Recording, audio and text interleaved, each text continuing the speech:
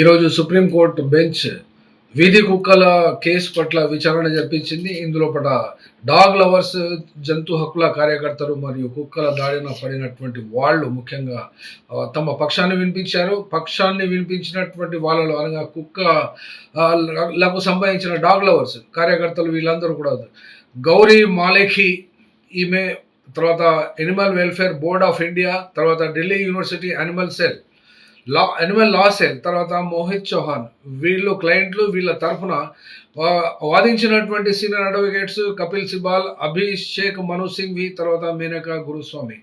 వీళ్ళు top rank advocates సుప్రీంకోర్టులో.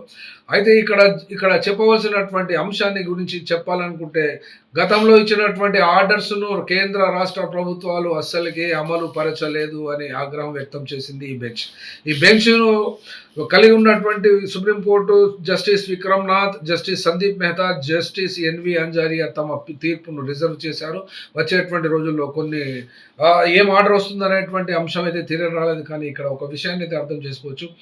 మనుషుల్ని మాయము చేయగలిగినటువంటి ప్రభుత్వాలు ఇక్కడ కుక్కల విషయంలో సీరియస్గా ఉండడం లేదు. దేశంలో ఎస్సీల మీద, ఎస్టీల మీద, మైనారిటీల మీద దౌర్జన్యాలు, దమనకాండ జరుగుతున్నప్పటికీ ఈ యొక్క సీనియర్ అడ్వకేట్లు కానీ, డాగ్ లవర్స్ కానీ వాళ్ళు ఎక్కడ స్పందించిన దాఖలాలు లేవు. అట్లాగే న్యాయమూర్తులు ఇంత ఉదాసీనంగా కుక్కల పట్ల ఔదార్యము, ప్రజాస్వామిక భావన, ఇంత గుండె కరిగిపోయేంతటి హృదయ భావనను వీళ్ళు నెలల తరబడి కేసులను విచారిస్తున్నారు. కానీ ఖచ్చితంగా దేశంలో ఉన్నటువంటి చీఫ్ సెక్రటరీలను అందరినీ పిలిచి, కానీ కేంద్ర ప్రభుత్వంలో ఉన్నటువంటి ప్రిన్సిపల్ సెక్రటరీ లెవెల్లో ఉన్నటువంటి గవర్నమెంట్ ఆఫ్ ఇండియా వాళ్ళను కానీ, మున్సిపల్ కార్పొరేషన్స్లో ఉన్నటువంటి కమిషనర్స్ను కానీ ఒక్క పనిష్మెంట్ కూడా ఇవ్వనటువంటి సుప్రీంకోర్టు బెంచ్ ఇంకా తాత్సారం చేస్తూ ఆర్డర్ ఏమిస్తుంది? కుక్కలకు వ్యాక్సిన్ చేసి విడుదల చేయమంటుందా?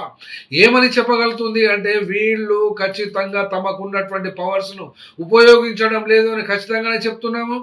15th ఫైనాన్స్ కమిషన్ ఇవ్వవలసినటువంటి నిధులను ఈ లోకల్ బాడీస్ అన్నిటికీ ఇస్తాయి. కాబట్టి ఈ మున్సిపల్ కార్పొరేషన్స్, మున్సిపాలిటీస్ మరియు నగర పంచాయత్స్ దేశంలో 4449 ఉన్నవి.